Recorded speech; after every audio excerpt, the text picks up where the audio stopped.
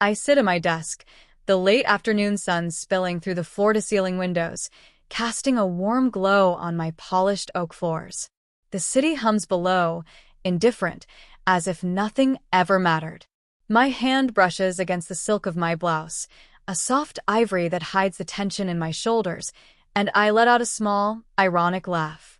They think I'm still the timid woman they dismissed years ago, the one who lost everything in that office feud. My phone buzzes on the desk, vibrating against the stack of client files. I glance at the screen, an unknown number, but familiar. The message reads, "We're in your old building. Can we talk?" A shiver runs down my spine, half anticipation, half irritation. They don't know who they're calling. I lean back in my chair, feeling the smooth leather cradle me, and let my mind wander. I remember every whispered doubt, every sideways glance in meetings where I was undervalued, every time someone assumed I couldn't handle the responsibility. And yet, here I am. The city stretches out endlessly beyond the glass, a kingdom I've carved out quietly, secretly, meticulously. I've kept the details hidden from them. No humble social media posts, no casual mentions at family gatherings. They think they moved on. Little do they know, the tables have turned. I pick up my coffee cup, the warmth seeping into my hands, and allow a small, controlled smile to curve my lips. Today, I will finally see them see me. 3 years ago, the office smelled of cheap carpet and bitter coffee. I was 27, ambitious, and full of ideas, yet every suggestion I made was met with a polite nod, or worse, a smirk. My manager, Greg, leaned back in his chair, crossing his arms. "Claire, this isn't the right time for your enthusiasm," he said, voice dripping with that familiar condescension. My heart sank, the lump in my throat tightening until I could barely swallow. My hands shook slightly as I held the proposal I had poured months into, months of late nights and careful calculations. I remember gripping the small, jade pendant my grandmother had given me, its surface cool and smooth against my palm. "Trust yourself, and don't let anyone steal your fire," she had whispered the day I left college, ready to face the real world.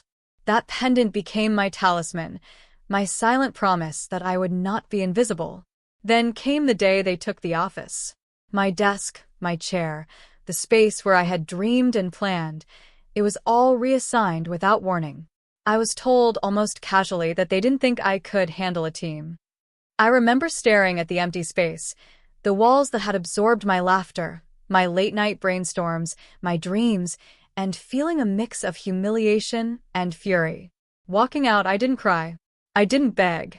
I clenched my grandmother's pendant, feeling its weight like a heartbeat against my chest, and I made a silent vow. This isn't the end. I'll build something bigger. They'll see. And so began my quiet rebellion. Not loud, not messy, just relentless. I started consulting, taking small freelance projects, learning the ropes of real estate, and saving every cent. I learned to navigate a world that seemed built to dismiss me, to prove not just my competence, but my unshakable resilience. Every late night, every client win, every small victory felt like laying brick by brick in a building no one could ever take from me. Not anymore.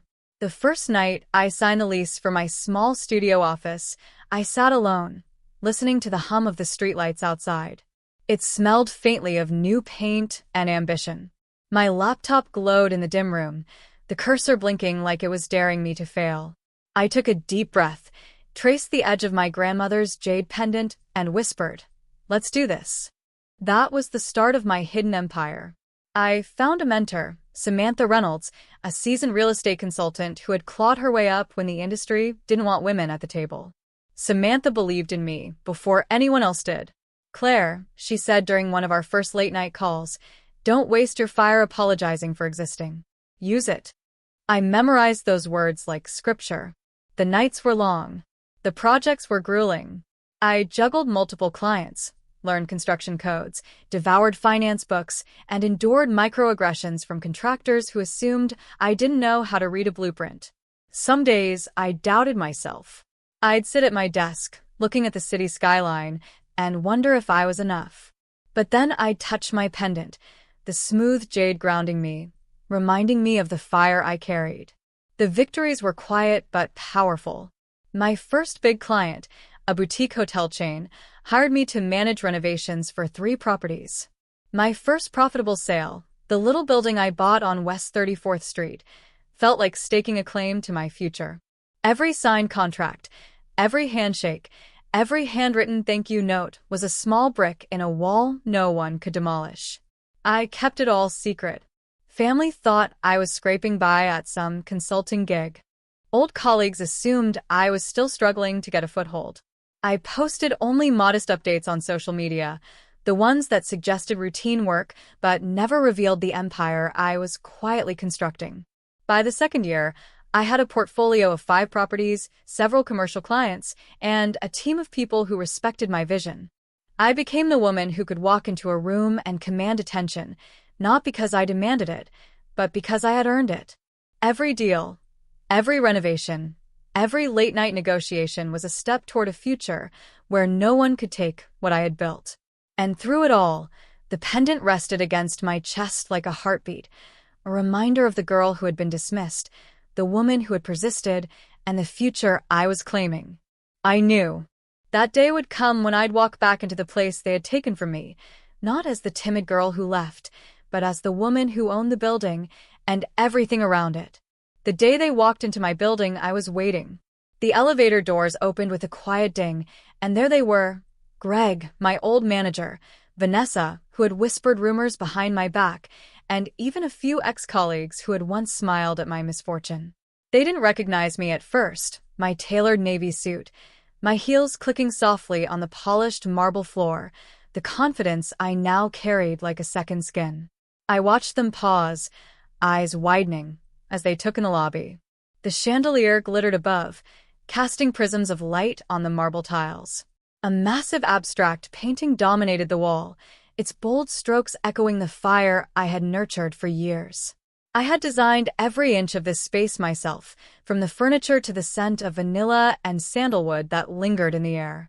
Claire, Greg started, his voice faltering. He looked around, taking in the sleek reception desk, the team of assistants moving efficiently behind it, the digital portfolio showcasing projects they hadn't even imagined I'd tackle. I smiled faintly, letting the pause stretch, watching the disbelief register on their faces. "Yes, it's me," I said finally, my voice steady smooth. "And this," I gestured around the office, letting my hand glide over the polished surfaces, "is all mine. Every project, every property, every detail." Vanessa's jaw dropped. I thought we thought you were struggling?" I finished for her, a soft edge of irony in my tone. "You thought I didn't have what it took. You thought taking my office would keep me small. But I've built this quietly, meticulously, without anyone noticing, especially those who doubted me the most." I led them further into the office, letting them see the floor-to-ceiling windows framing the city skyline, the conference room where multi-million-dollar deals were being signed, and the private library filled with architectural and finance books I had devoured in secret. Each glance they cast, each staggered inhale, was exactly the reaction I had imagined for years. Greg finally found words. We never imagined, Claire, this is incredible."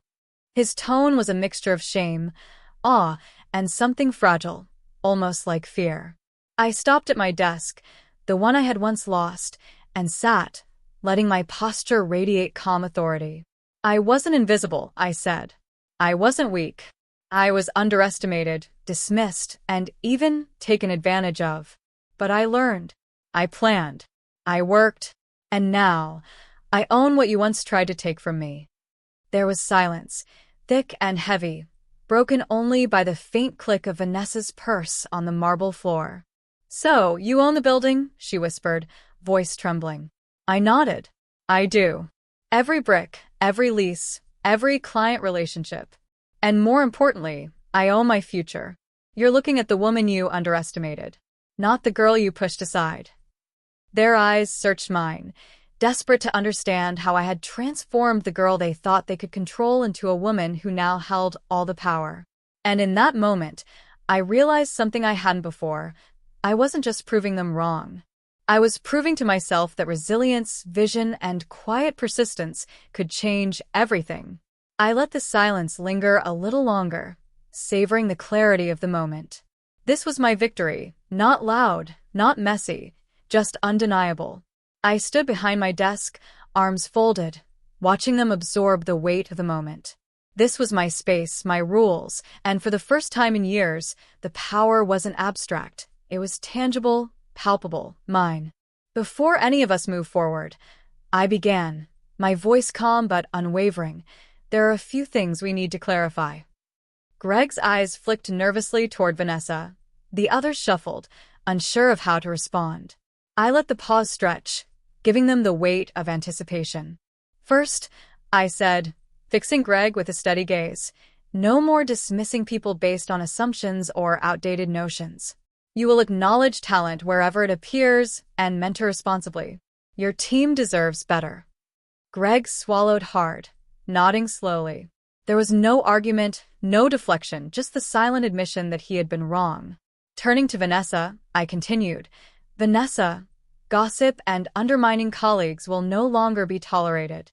You will focus on collaboration and integrity. I want to see you supporting, not sabotaging. This is your chance to grow rather than tear others down. Vanessa's lips pressed together, a flash of shame passing over her face. I could see it, the realization of the harm she had caused, the opportunity for redemption. Then I addressed the room. Everyone here has a choice. You can continue as you have, or you can step into responsibility, creativity, and accountability. The clients, the projects, the building itself, all of it, demands respect, not entitlement. I will help where I see genuine effort and commitment. I let my words sink in. This wasn't about revenge. It was about transformation. I wanted them to understand that their actions had consequences, but also that I believed in the possibility of change. Compassion without boundaries achieves nothing. Firmness without understanding breeds resentment. I was giving them both. Finally, I leaned against the desk, touching my grandmother's jade pendant lightly, letting it remind me of who I had been and who I had become. I won't erase the past, I said softly, but I can shape the future. And you can be part of it, but only if you rise to the standards you once ignored. The room fell silent, charged with a strange mixture of fear, respect, and hope. For the first time, they weren't looking at me as the girl they underestimated.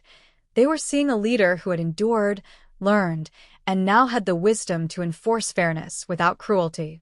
I realized then that true power wasn't about crushing others. It was about guiding them to recognize their potential, even if it took confronting their mistakes. And in that moment, I felt the full weight of my journey, the culmination of years spent building a life they thought they could deny me. Weeks passed, and slowly, the changes I had demanded began to take root. Greg began mentoring his team with genuine care, asking questions instead of assuming outcomes. Vanessa stopped her petty whispers, instead offering collaboration and constructive feedback. Even the quieter colleagues, once indifferent, now approached me with new respect, not fear, but recognition. I walked through the building one evening, the sun setting and spilling golden light across the polished floors. My reflection glimmered faintly in the windows, and I smiled at the woman I saw, strong, unshakable, and fully present. Every late night, every ounce of doubt, every setback that had once felt insurmountable had led me here. I paused by my desk and touched the jade pendant around my neck. The same gift my grandmother had given me years ago, the one that had carried me through betrayal and heartbreak, still held its quiet power. Trust yourself, and don't let anyone steal your fire. Her words echoed softly in my mind. I realized now that owning the building was never just about the office or the money. It was about reclaiming my voice, my confidence, and my right to be seen. From my window, I looked down at the city lights flickering on one by one. The skyline was alive, bustling, beautiful, and so was I. I had endured the pain, navigated the obstacles, and emerged not just victorious, but whole. I thought about those who had doubted me. I didn't hate them anymore. I felt gratitude that they had unknowingly shaped the fire I carried, forcing me to build a life far beyond their expectations. The office was quiet now, the hum of progress echoing faintly in the hallways. I knew my journey wasn't finished. Growth is never truly done, but the path was mine to walk, guided by resilience, integrity, and unwavering self-belief. I leaned back in my chair one last time, letting the weight of the moment settle around me. My voice, calm and steady, resonated as if narrating the story to anyone who had ever doubted themselves. I lost my office, my space, my chance, but I never lost myself. And now I don't just own the building.